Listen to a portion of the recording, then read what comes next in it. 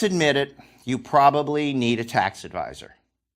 I certainly need a tax advisor. You probably need a tax advisor too.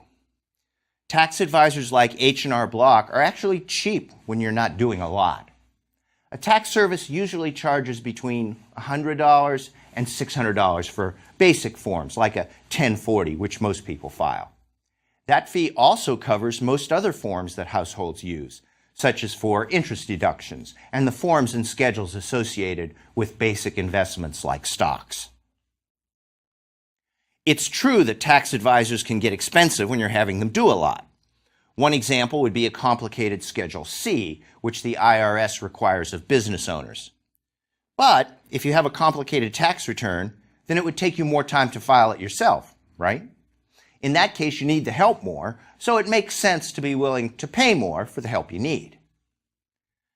Depending on where you live, you could pay several different taxes on your equity income. You'll pay federal taxes. Depending on your state, you may pay state taxes. Sometimes there will be a special tax at the state level. My home state of Tennessee doesn't have a state income tax, but it does have the individual income tax, better known as the Hall tax. That's 6% of your interest and cash dividends earned above $2,500 for a couple filing a joint return. Taxes are confusing, no doubt about it. Even if you don't pay taxes for one reason or another, I'd still recommend that you get tax advice. You almost surely need to file a return anyway, and if you're not paying taxes, then the advice won't cost much at all. If you want to lower your tax bill, then the first thing you need to understand is the basis. I said basis, not basics. Your stock's basis will usually just be the price you paid per share when you bought it, plus any commissions you might have paid on the purchase.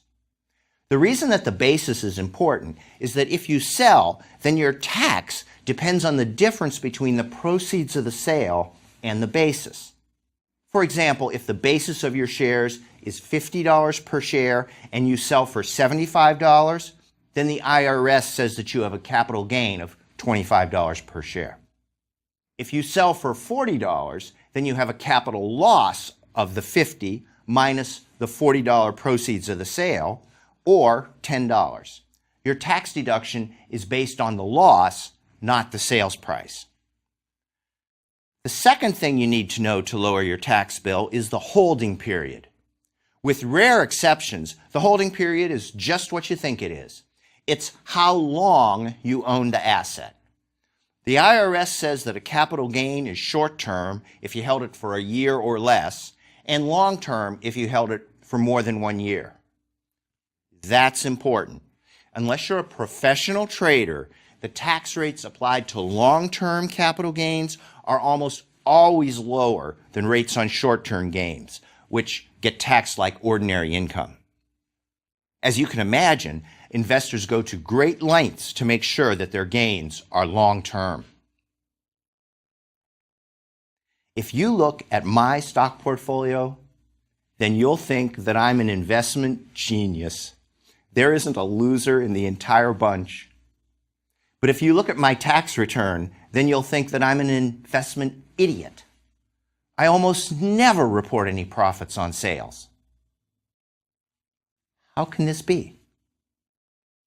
My portfolio is full of winners while my tax return is full of losers because I follow a basic rule. Sell your losers and let your winners ride. Why would I do that? The reason is that the IRS lets me take a tax deduction for losses. I like to get tax deductions. I'll bet you do too. As long as the IRS lets me take a tax deduction for losses, then I'll claim all of the losses I can. That explains the sell the losers part of the basic rule. What about the let the winners ride part? In almost all cases for people like us, the IRS only cares about what it calls realized gains and losses. That means you've sold the shares. The IRS doesn't want to know about fluctuations in your portfolio value unless you sell.